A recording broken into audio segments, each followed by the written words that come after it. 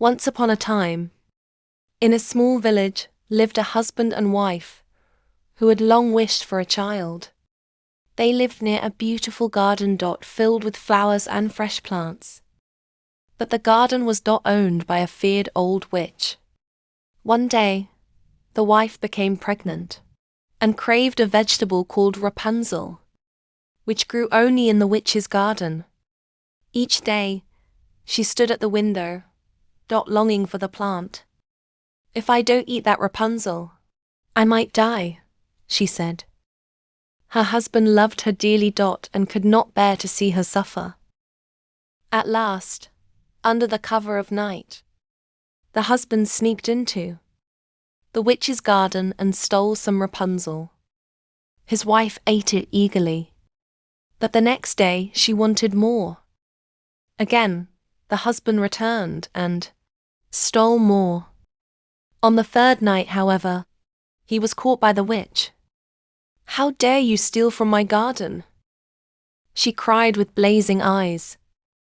The man begged for forgiveness, explaining his wife's condition. The witch paused, then coldly said, "Very well, you may take as much as you like. But in return, you must give me your unborn child." Out of fear, the man agreed. When the baby girl was born, the witch came and took her away. She named the child Rapunzel, after the plant the mother craved.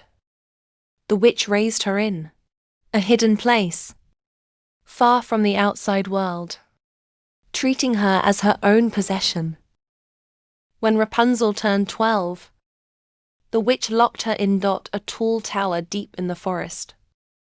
The tower had no doors or stairs, only one small window at the top. Every time the witch wanted to visit, she would stand below and call, "Rapunzel, Rapunzel, let down your hair." Rapunzel would unbraid her long golden hair, letting it fall down so the witch could climb up. Alone in the tower, Rapunzel grew lonely. She had never seen the outside world. To pass the time, she would sing every day. Her voice was so beautiful, as clear as a stream, that it could touch the heart of anyone who heard it. One day, a prince who was hunting in the forest heard her voice and was enchanted. Day after day, the prince returned to the same spot just to hear the voice. He became curious, wanting to know who it belonged to. One day, he saw an old woman arrive and shout, "Rapunzel, Rapunzel, let down your hair."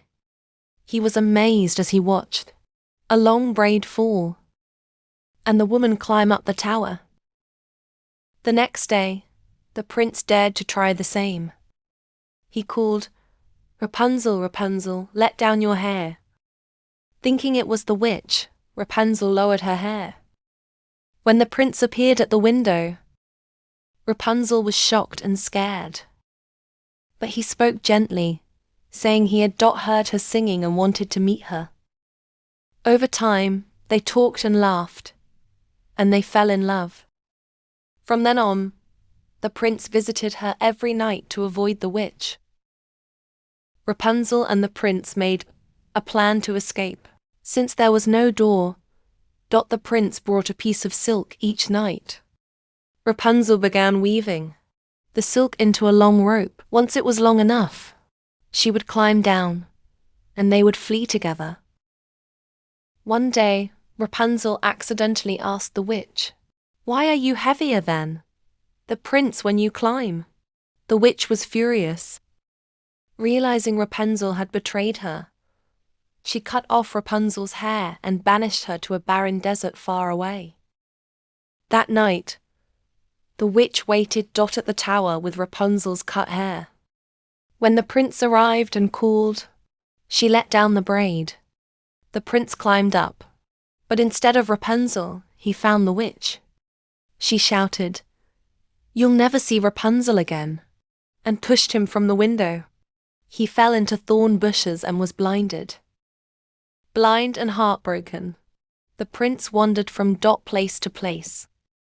He survived by eating wild fruit and never stopped searching.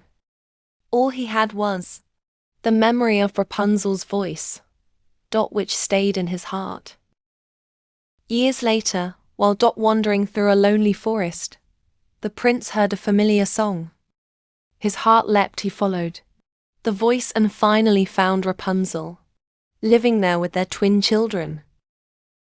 Rapunzel rushed to embrace him and wept with joy. As her tears fell onto the prince's eyes, a miracle happened. His sight returned. He looked at her and saw the love in her eyes again. The prince brought Rapunzel and their children back to his kingdom. They were welcomed with joy. The prince and Rapunzel were married, and they lived happily ever after, never to be parted again.